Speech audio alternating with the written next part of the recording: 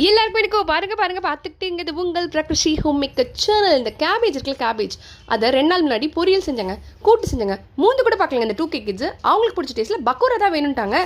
என்ன பண்ணுறது, அது செய்யும்போது தான் வீடியோ எடுத்து உங்களுக்கு போஸ்ட் பண்ணுறேன். ஃபஸ்ட்டு ஒரு பால் ஃபுல்லாக கேபேஜ் போட்டுக்கோங்க. அப்புறம் ஒரு ஆனியன், 2 பச்சை மிளகா, கொஞ்சமாக கருவேப்பிலை, கொத்தமல்லி, கொஞ்சமாக இஞ்சி பூண்டு பேஸ்ட், 1 டீஸ்பூன் மைதா, 2 டீஸ்பூன் அரிசி மாவு, 2 டீஸ்பூன் கடல மாவு, கொஞ்சம் கார தேவைப்பட்டா கொஞ்சம் சில்லி பவுடர், இதுக்கு தேவையான உப்பு போட்டு கொஞ்சமாக தண்ணி தெளித்து அங்கங்கே அப்படி பசஞ்சுக்கோங்க.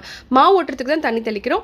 மாவு பத்தலைன்னா தண்ணி ஊற்றிக்கோங்க. தண்ணி நிறைய ஆச்சுன்னா மாவு ஊற்றிக்கோங்க. மொத்தத்தில் இது மாதிரி ஒட்டுற அளவுக்கு இப்படி உருண்டை பிடிக்கிற அளவுக்கு இருக்கணும். ஓகேங்க. அதுக்கப்புறம் பார்த்தீங்கன்னா என்னங்க, எண்ணெய் காய வச்சு நான் இதை கிள்ளி போட்டேங்க. உருண்டெல்லாம் பிடிக்கல, கிளி போட்டு நீங்கள் எப்படி வேணால் போட்டுக்கலாம், உதுத்து கூட போட்டுக்கலாம்.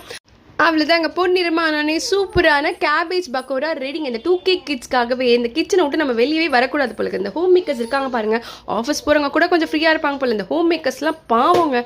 ஓகேங்க, ட்ரை பண்ணுங்கள், என்ஜாய் பண்ணுங்கள். வீட்டில் இருக்கிற குழந்தைங்க அசத்துங்க.